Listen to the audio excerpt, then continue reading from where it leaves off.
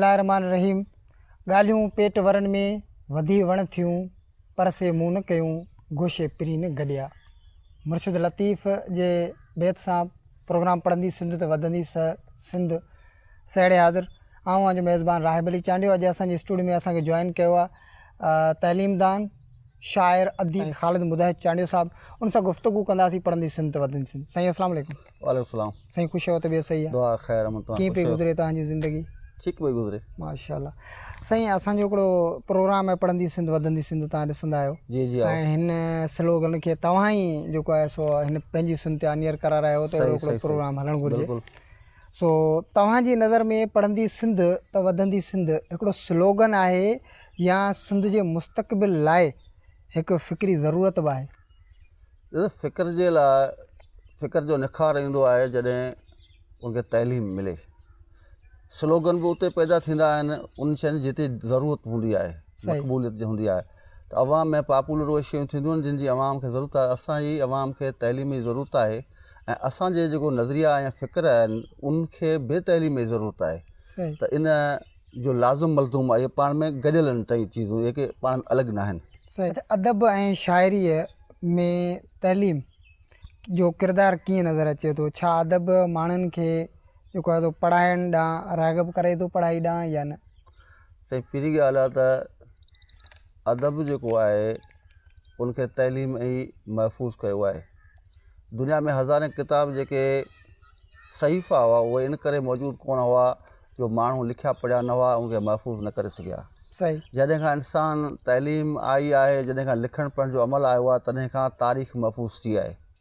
क़दीम तारीख़ जा जेके किताब मिलनि था, यूनान जा, हेरोडोटस जा, या इन खां अॻे जा किताब जेके मिलनि था सहीफ़ा, त कमो बेश इंसान त तमामु घणो सफ़र कयो आहे। उनजा काफ़ी फ़िक्री नज़रिया आया हुआ, पर उहे नज़रिया तइलीम न हुजण जे करे, लिखण ऐं पढ़ण जे फ़न जे न करण जे करे उहे जेके आहिनि उनजो असांखे जेको फ़ाइदो थियणु घुरिजे।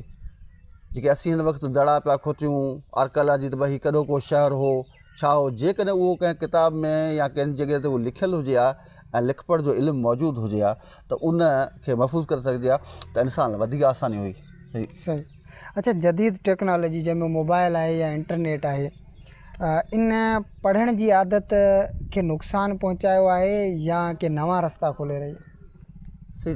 जदीद टेक्नोलॉजी जेका आहे उहा तइलीम जो इंसान जे शऊर जो शाहकार आहे।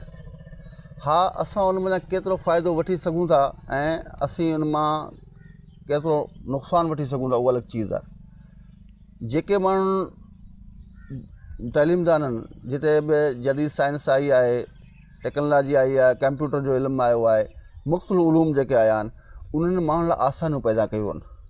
हा, असांजो माण्हू जेकॾहिं उन शइ खे ग़लति इस्तेमालु करे पियो, कंहिं ॿिए वे में इस्तेमालु करे पियो, त पोइ उहो उन माण्हू जो मामिलो आहे, उन में टेक्नोलॉजी जो ॾोह न आहे। सही। जदीद टेक्नोलॉजी इंसानी तारीख़ में तमामु वॾो भूचाल आंदो आहे ऐं तमामु घणियूं शयूं जेके इन से तव्हांखे अॻिते आंदियूं आहिनि। मिसाल तौरु पाण हींअर वेठा आहियूं, तव्हां हींअर वेब चैनल ठाहियो आहे, तव्हां इंटरव्यू वेठा करियो। छा अॻे इहो असां जहिड़ा जेके ॿारहाड़ी में वेठल माण्हू हूंदा, उनजी गुफ़्तगू माण्हुनि ताईं पहुची सघंदी? कोन पहुची सघंदी। बिल्कुलु। चंद रेडियो स्टेशनूं हूंदियूं, चंद टीवीज़ हूंदियूं, त उते उहे शयूं जेके आहिनि से माण्हुनि ताईं मुंतक़िल कोन था। माण्हुनि जा ख़्याल छा आहिनि, माण्हू जेके आम माण्हू सोचे छा पियो, इहा शइ जी मुंतक़िली कोन थींदी हुई। हिन शयुनि इहा आई आहे त ॿारहाड़ी जो सादे माण्हू जो ख़्याल बि तव्हां ताईं पहुची वञे थो ऐं वॾे तइलीमदान जो ख़्यालु सादे माण्हू ताईं पहुचे पियो, त हिकिड़ी कम्यूनिकेशन जो सबबु बनियो आहे। इन करे जेका जदीद साइंसी टेक्नोलॉजी आहे, इहा इनखे जेको आहे सो इंसान जे लाइ वॾो इनकलाब पैदा कयो आहे। अच्छा, अॼु जे नौजवान नस्ल में किताब पढ़ण जो जेको रुझान आहे या शौक़ु आहे उहो घटिजी रहियो आहे, उनखे ॿीहर कीअं वधाइजे या ॿीहर कीअं पैदा कजे उहो नौजवान नस्ल में? हिकिड़ी शइ आहे, हिकिड़ा किताब आहिनि जेके अवेलेबल आहिनि तव्हां वटि, जेका जदीद साइंसी टेक्नोलॉजी आहे, तव्हां कंप्यूटर जे हिसाब सां मुख़्तलिफ़ जेके आहिनि उनजा किताबनि जा वॾो तइदाद जेको अॻे माण्हू ख़रीद करे कोन सघंदो उनखे पढ़ी सघे पियो, इहा आसानी आहे। सही। हा, ॿियो आहे त किताब खे बुक खे ॾिसी पढ़णु ऐं तहक़ीक़ करणु। हिकु तहक़ीक़दान जे लाइ क़दीम किताबनि जो मौजूदु हुजणु ज़रूरी आहे। सही। जॾहिं तव्हां कंहिं शइ जी गहराई में वञणु चाहियो था, जेकॾहिं तव्हांखे हिकिड़ी सटी लेवल जी हिकिड़ी शइ तव्हांखे मिली थी वञे, त उनजी बाक़ाइदे जेको आहे तव्हां उन किताब खे हिकिड़ी त उन ते घणा किताब मौजूदु हूंदा, घणा नज़रिया मौजूदु हूंदा।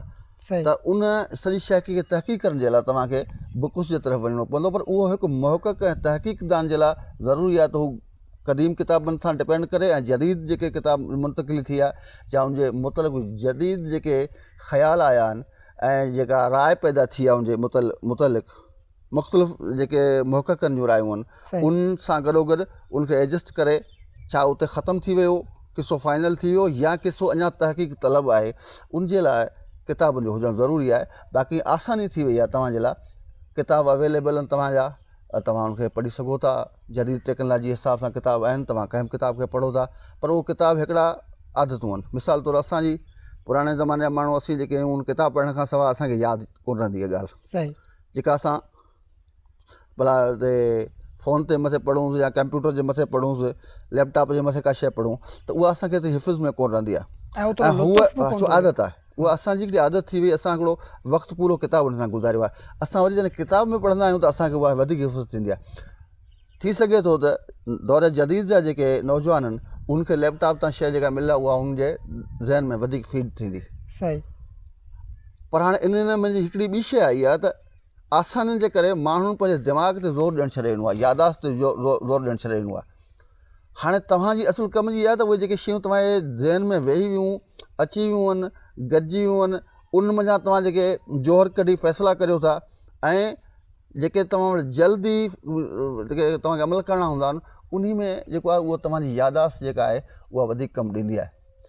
हाणे माण्हू ईअं कोन चवंदो बाबा हाणे हिसाब किताब करिणो आहे पर हाणे इहा त ॾिसी आउं कंप्यूटर खणी अचां फलाणी शइ खणा त हिसाब किताब करियां तंहिंखां अॻु कॾहिं कॾहिं माण्हू खे उते हिसाब किताब करणा पवंदा त उते माण्हुनि जी यादाश्त जेका हुई उहा कॾहिं अॻे हिकिड़ा सादा माण्हू हूंदा सही उन सां तूं हिसाब कंदो आहीं फलाणी शइ उहो ॿुधाईंदो भाई हेतिरा थी विया तुंहिंजा सही बिना लिखण जे उहो टक टक टक टक हुनजे ज़हन में अची विया हेतिरा हे फलाणा हेतिरा थी विया। हाणे असांजो उहो माण्हू आहे उनजे कॾहिं अॻियां न आहे कैलकुलेटर त हुनखां हिसाब कोन थो थिए।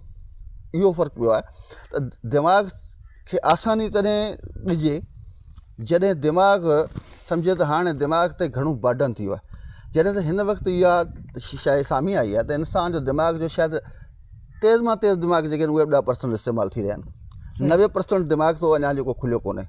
हाणे उनखे छॾण सां खुलंदो या उनखे इस्तेमाल सां करणु ज़्यादा उन्हनि माण्हुनि जो दिमाग़ खुलियो आहे ज़हन खुलियो आहे इंसानी दिमाग़ उन्हनि जा वधीक कमु कयो आहे जिन जे मथे बर्डन हो जिन ते सोच ग़ालिबु हुई जेके जिस्तजू में लॻा विया त आउं चवां थो त उन सां गॾोगॾु आसानी सां गॾोगॾु एतिरो तन आसान न थी वञे माण्हू जो दिमाग़ जा पोयां हिसा जेके खुलणु घुरिजनि उहे बंदी रहनि माण्हू हिते बीह रहे सही इहो न थियणु घुरिजे। अच्छा सिंधी तरक़ी लाइ रुगो तइलीम काफ़ी आहे या इख़लाक़ी ऐं फ़िक्री शऊर बि लाज़मी आहे?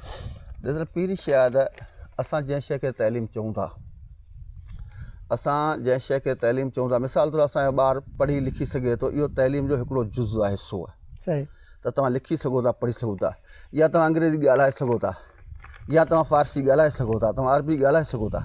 हा इन ॿोलियुनि में जेको इल्मु आहे आया उहो तव्हां वटि आहे या कोन्हे। यानी अंग्रेज़ी जेकॾहिं तव्हां पढ़ो पिया त अंग्रेज़ी जे अंदरि जेतिरो बि साइंस ते कमु थियलु आहे जेतिरो फ़िक्रनि फ़लसफ़नि ते कमु थियलु आहे छा उनखां तव्हां आशना आहियो या कोन आहियो। तव्हां सिर्फ़ु अंग्रेज़ी लिखी पढ़ी सघो था। असां वटि जेका तइलीम हले पई उनखे इहो कई दफ़ा छोकिरो फर अंग्रेज़ी ॻाल्हाए सही ज़बरदस्त अंग्रेज़ी ॻाल्हाए। हाणे उन छोकिरे जे तइलीम जो जेको जोहर आहे उहो तव्हांजी अमली ज़िंदगी आहे।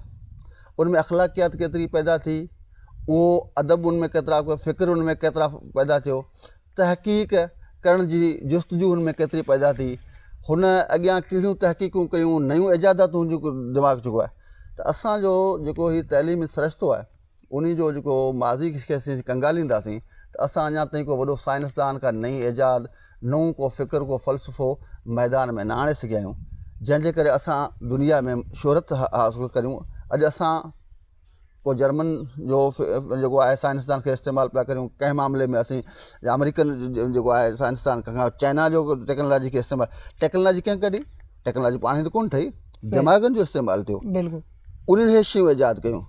लाइट बल्ब माण्हुनि ठाहिया पाण ई त कोन ठहियो लाइट न को बल्ब न को ग्रामोफोन न को फलाणियूं शयूं रेडियो या हीअ या कंप्यूटर इहे सभु माण्हुनि उन दिमाग़नि खे ज़ोर ॾिनो उन जे दिमाग़नि जी इजादूं असांजी तइलीम अञा इन क़िस्म जो माण्हू अञा कोन पियो निकिरे। सही हाणे असांखे इहो ॾिसणो पवंदो त असांजी तइलीम में कहिड़ा कहिड़ा फॉल्ट आहिनि। छा पढ़ाई जो तरीक़ो सही आहे या कोन आहे। छा असीं जेके बुक्स पढ़ूं था उन सां पढ़ंदड़ ॿारु जेको आहे सो साइंसदान थी सघे थो या कोन थो थी सघे। इहे उहे सुवाल आहिनि जेके थियणु घुरिजनि त तइलीम जेका आहे पढ़ंदी सिंध वधंदी सिंध हाँ हिन वक़्तु पढ़ियल लिखियल सिंध जेका आहे तव्हां मिसाल तौरु पाण एरिकेशन डिपार्टमेंट खे वठूं था, सही ये 6-7 लख क्यूसिक पाणी हींअर वियो पिए दरिया में समुंड में, सही असां वटि रोटेशन ख़तमु कोन थी। टोटल पढ़िया लिखिया वेठा आहिनि, दारोगे खां वठी इंजीनियर खां वठी चीफ इंजीनियर ताईं सभु पढ़िया लिखिया वेठा आहिनि। जॾहिं त असांजी मईशत जी रीढ़ जी हॾी पाकिस्तान जी उहा आहे ज़राइत। ज़राइत बिल्कुलु उन जे निज़ाम खे हेतिरे पाणी जी मौजूदगी में बि पहुचायो न पिया सघनि। इहे सभु माण्हू पढ़ियल लिखियल खे पुछे थो त आउं इंजीनियर आहियां, आउं जेको डायरेक्टर आहियां, मूं हिन में PhD कई आहे। बाबा तो PhD कई आहे, तोखां वाटर ताईं पाणी नथो पहुचे, तुंहिंजी इन PhD खे असीं छा कंदासीं, कंदा बंदासीं छा? जॾहिं त पाणी बि मौजूदु आहे। हाँ त इहो हूंदो आहे तइलीम जो अमल जेको आहे उहो तइलीम जो जौहर हूंदो आहे। सही तव्हां वटि सर्टिफिकेट केॾो बि हुजे, PhD कयल हुजे, फलाणी शइ में, फिलासफ़ी में, फलाणी शइ में, पछाड़ी अचे तव्हांखे कुझु बि न। माना अमली मैदान में कागर जे तव्हां वटि पियो आहे त उहो कागर जेको आहे उहो किरदारु अदा कोन कंदो, डिसीशन कागज़ कोन कंदो, सर्टिफिकेट कोन कंदो, डिसीशन तव्हां वठंदो हालात खे ॾिसी। बिल्कुलु तइलीम उहा आहे जेका तव्हांखे हालात जे मुताबिक़ फ़ैसिले करण जी सलाहियत पैदा करे। सही असां वटि फ़क़्दान इन शइ जो आहे। असां पढ़िया लिखिया माण्हू, बाबा जज वेठा आहिनि, नज़रिए ज़रूरत, बाबा इहो सुप्रीम कोर्ट जेको जज हो हुनजो नज़रिए ज़रूरत आहे। हीअ जेको आइन खे तहोबाला करण जे लाइ हिकु तइलीम जो पढ़ियल लिखियो माण्हू खे फ़ैसिलो ॾे। हीअ ग़रीबनि सां मिसकिननि सां जेका आहे उहो सॼो ॾींहुं महिनत करण जे बावजूदि उनखे उनजो सिलो छो नथो मिले? उहो असांजा सभु पढ़िया लिखिया माण्हू पिया कनि। हीअ पोजत माण्हू त जेको आहे जेको ज़िंदगी हलाए थो उहो पियो। सही बुनियादी शयूं कलेक्ट त उहो थो करे, भाॼियूं उहो थो पोखे, उनखे पन करे पटे थो, मार्केट में आणे थो, टमाटो हिकिड़ो हिकिड़ो पटे थो, हिकिड़ी वेहर करे थो बसर जी, हुन हिकिड़ी ॻंढि खे कटे थो, वरी उनखे करे थो, वरी उनखे मार्केट में खणे थो, ऐं पछाड़ी शाम जो उहो करजी रहियो आहे। ऐं उहे माण्हू जेके इन तइलीम जे इल्म खे मनी चालाकी जो ज़रियो बनाए ऐं ॿियनि माण्हुनि खे जेको आहे फुरलुट पिया कनि, उहे दुनिया खरपती थी विया आहिनि, अरपती थी विया आहिनि। सही त अहिड़ी तइलीम जेका आहे उहा तइलीम को फ़ाइदो कोन ॾींदी इतमाही। सही पर पढ़ंदी सिंध, वधंदी सिंध तॾहिं जॾहिं उहा तइलीम सही तइलीमी नतीजा ॾे जेके इतमाही फ़ाइदनि जे लाइ सोच पैदा करे। सही इनफरादियत मां निकिरी वञे माण्हू, फ़र्द पंहिंजी ज़ात मां निकिरे, माण्हुनि सां गॾिजी वञे ऐं उनखे इहो इल्मु अची वञे त जेसि ताईं सॼो मुल्क ख़ुशहाल न थींदो तेसि ताईं मुंहिंजी अकेले जी ख़ुशहाली जेका आहे उहा घणो वक़्तु बरक़रार न रहंदी। बिल्कुलु इतमाही सोच में इहो फ़र्क़ु आहे त हा जेकॾहिं हिकिड़ो वणु अकेलो कंहिं जण में बीठो आहे त उहो हवा उन कॾहिं बि किराए सघंदियूं, पर जेकॾहिं हुड़ी पैदा थी वञे, हिकिड़ो ॿेलो पैदा थी वञे त उहो सवन तूफ़ान सां मुक़ाबिलो करे सघे थो ऐं हुनखे केरु खोड़े कोन थो सघे। त बुनियादी तौर ते तइलीम जो नतीजो इहो आहे जेको असां वटि उन अंदाज़ में निकिरे कोन पियो। सही। अच्छा, जेकॾहिं सिंध पढ़ियल लिखियल हूंदी त तव्हांजी नज़र में कहिड़ा वॾा समाजी मसाइला पाण मुरादो हल थी वेंदा? ॾिसो, पहिरीं ॻाल्हि आहे त दुनिया जो जेको पढ़ियल लिखियल माण्हू आहे, जेको तइलीम जेके आहे, इल्मु जंहिं माण्हू खे आहे, उहो कंहिं बि उन वक़्तु उन माण्हू जी स्टेज इहो थियो त का बि शइ हुन खां इतफ़ाक़ी थी सघे थी, हादसाती थी सघे थी। सही। इरादनि हू कंहिं ॿिए माण्हू खे नुक़सानु ॾे, कंहिं ॿिए माण्हू खे तकलीफ़ ॾे ऐं कंहिं फ़साद खे पैदा करे, इहो मुमकिन ई न आहे। सही। इहो इतफ़ाक़ थी सघे थो, तव्हां रोड ते हलंदे कंहिंसां टकराइजी सघो था। सही। इहो इतफ़ाक़ थी सघे थो। या कंहिं मामले में तव्हां ग़लतफ़हमी जे बुनियाद ते, पर जॾहिं त हू ॿुधाए थो पियो ग़लतफ़हमी, छो जॾहिं पढ़ियल लिखियल हूंदो आहे त सम्झो त तव्हांखे जा ग़लतफ़हमी थी आहे, बाबा इहो तव्हांजी ग़लतफ़हमी आहे, आउं तव्हांखे ॿुधायां थो तव्हां ग़लति थी आहे, त तव्हांजो तज़ाद त ख़तमु थी वियो, मूंखे ग़लतफ़हमी थी वेली। त हाणे उहे शयूं तहक़ीक़ तलब हूंदियूं आहिनि। उहो माण्हू एतिरो गुस्से में कोन हूंदो आहे, उन माण्हू में एतिरो बर्दाश्त हूंदी आहे त हू जेको अमल थींदो आहे, जंहिं अमल खां हुनखे तकलीफ़ पहुचंदी आहे, उनजा सबब ऐं कारण ऐं जंहिंजे हथां थियो आहे इसबाब जे, उनजी तलाश करण खां पोइ थींदो त हिन खां इतफ़ाक़ी थियो आहे, हिन इरादनि कयो आहे, हिन जो मक़सदु छा आहे, हिन में फ़ाइदो आहे, फ़ाइदो कोन्हे, हीउ छा थियो आहे। त उहे जॾहिं ॿई माण्हू पढ़ियल लिखियल हूंदा त उनजे विच में को एॾो तज़ाद कोन थींदो। सही। अच्छा, तव्हां छा था सम्झो त जदीद टेक्नोलॉजी जेका किताबनि जी जाइ वलारे सघे थी, या किताबनि जो ज़ौक़ कॾहिं ख़तमु न थियणो आहे? किताबनि जो ज़ौक़ ख़तमु न आहे थियणो। पहिरीं ॻाल्हि आहे त किताब जदीद टेक्नोलॉजी में किताब जेके आहिनि हिन वक़्तु उहे किताब पिया आहिनि, तव्हांखे पढ़ण में आसानु थिया आहिनि, पर उहे ई किताब मौजूदु आहिनि, उहे ई मुहक़क़ आहिनि, उहे ई तहक़ीक़ आहिनि। नओं किताब को जदीद टेक्नोलॉजी पंहिंजे हथ जो कोन ठाहिणु शुरू कंदी। पहिरियां हिकु फ़र्दु लिखंदो, चाहे उहो कंप्यूटर ते लिखे, चाहे तव्हांखे उहो कंहिं किताब ते लिखी ॾे, कंहिं बि लेवल जी या गुफ़्तगू त हू करे वञे हलियो, उहा शइ तव्हांजी सेव थियण जो आसानी आहे ऐं उहा तव्हां ते आसानी सां मुंतक़िल जो सबबु बणियो आहे। इन करे किताब या टेक्नोलॉजी उनखां अहम तरीन फ़र्दु आहे सही त उहो फ़र्दु आहे मौजूदु जेको किताब लिखी तोखे ॾिए थो या जदीद टेक्नोलॉजी आलात जे ज़रिए तव्हां ताईं उहा ख़बर ऐं उहो ख़्यालु उहा तहक़ीक़ उहा सोच पहुचाए थो त फ़र्दु अहम आहे। सही हे सभु इजादातूं इंसान जूं आहिनि। हिन इंसान खे इजाद कोन कयो आहे, बिल्कुलु इंसानी अकुल जे मातहत आहिनि। सही। इंसानी अकुल खां अॻिते न आहिनि निकितियूं। इंसानी अकुल जेको बाक़ाइदे दिमाग़ जे कमु कंदा उनजे अॻियां टेक्नोलॉजी अञा ताईं कुझु कोन्हे। हा आम माण्हू जे ज़हन खां तमामु अॻिते निकिती आहे। आम सफ़ा सादो माण्हू आहे जंहिंखे लिखंदा हिसाब किताब कोन थो अचे उन जे लाइ हीअ जेका हैरान कुन ज़रूरु रहे थी उहो हैरान थिए थो। सही पर जेके दिमाग़ कमु कनि पिया उहे त चवंदा असां तव्हां थोरो कमु कयो आहे। अञा कुझु वधीक हा त तव्हां ईअं सम्झी सघो त हीअ मौजूदा टेक्नोलॉजी जेका उहा अर्ली स्टेज ते आहे।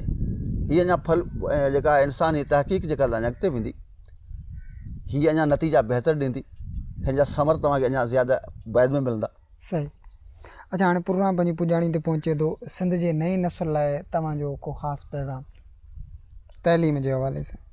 सिंध जे नए नस्ल लाइ मुंहिंजो हिकिड़ो ई पैगाम आहे त सिंध दुनिया में हर क़ौम जे अंदरि ख़ुदा फरमायो आहे क़ुर में त हर क़ौम जे अंदरि मूं उन क़ौम मंझां उनखे हिदायत ॾींदड़ मोकिलिया आहिनि।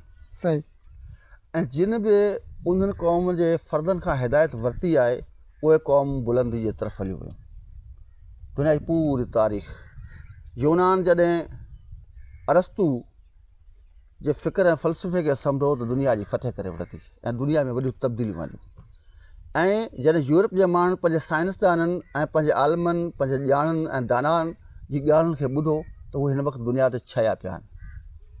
लेनिन जी ॻाल्हि खे जॾहिं ॿुधो रूस जे माण्हुनि तॾहिं हुननि इनकलाब आंदो। माओ ज़े तुंग जी ॻाल्हि खे चूनलाए जी ॻाल्हि खे चीन वारनि जॾहिं ॿुधो तॾहिं न त इहे वीचारा उन वक़्तु नशनि में गर्क हुआ। जेको उनखां अॻे जो ज़मानो आहे चीन जो उहो नशनि में गर्क हो। असां वटि हिकिड़ो माण्हू हो उहो शाह लतीफ़ जंहिं ज़िंदगी जा असांखे सभई गुर सेखारिया आहिनि। सही। सभई ज़िंदगी त कीअं जंग कबी कीअं विड़बो कीअं ॾिबो अला जीअनि ॿ ॼणा हिकु सूर ॿियो ॾातार हू भॻे कटके भरजलो हू अड़नि जो आधार मथिन ॻरा भार त बि ॿाहूं ॾियनि ॿियनि खे। त लतीफ़ पंहिंजे फ़िक्र जे अंदरि तव्हां सिर्फ़ु लतीफ़ खे सही माना में ऐं सही सिमत में पढ़ी वञो त तव्हां माना सभई बीमारियूं सभई बुराइयूं निकिरी वयूं। तव्हां 350 साल तक लॻभॻि थी विया हलिया आहिनि। हीअ मीरनि जे ज़माने खां अॻे हो। बिल्कुलु। अंग्रेज़ जो ज़मानो गुज़रियो आहे 78 साल हे गुज़रिया आहिनि। हाणे इहे तव्हांजा 300 साल अॻे इहो तव्हां वटि फ़िक्र आयो। तव्हांजी तहक़ीक़ हुन ते 1940 खां शुरू थी आहे। उहा बि ॿियनि माण्हुनि कई तव्हां सिंध जे माण्हुनि न कई। ॿियनि माण्हुनि अची हुनजा बैत पढ़िया उनखे ट्रांसलेट कयो उनखां पोइ तव्हांखे ख़बर पई त उहो असां वटि माण्हू पैदा थियो जेको कम जो माण्हू हो। पोइ तव्हां जेको 1960 में तव्हां हुनजा किताब छपणु शुरू कया आहिनि। उन माण्हू जा किताब त तव्हां छपे वरिता मगर हुनजे फ़िक्र ऐं फ़लसफ़े खे त अॼु ताईं तव्हां सम्झी कोन सघिया आहियो। तव्हांजा सभई मसाला उहो हल करे सघे थो। तव्हांजा सभई इख़लाक़ी तव्हांजी रवैया तव्हांखे महिनत करणु तव्हांखे कारोबार करणु तव्हांखे मैदान में खड़ो रहणु तव्हां में सखावत करणु तव्हां में दरगुज़र जा फ़लसफ़ा आणणु तव्हांखे दुनिया जे नयूं इजादातुनि जा जेके इल्मु उहो तव्हांखे उहो माण्हू पर तव्हां उन माण्हू जी ॻाल्हि कोन ॿुधी आहे। त मुंहिंजे नौजवान नसुल खे हिकिड़ी अर्ज़ु आहे त तव्हां हिकिड़े माण्हू खे पढ़ो वञी ऐं हुनजी हर शइ खे पढ़ो। जेका शइ तव्हांखे सम्झ में अचे उहा पढ़ो जेका न पई अचे उनजे लाइ पोइ गौर कजो। ऐं तव्हांजी वॾी महिरबानी तव्हां असांखे टाइम ॾिनो।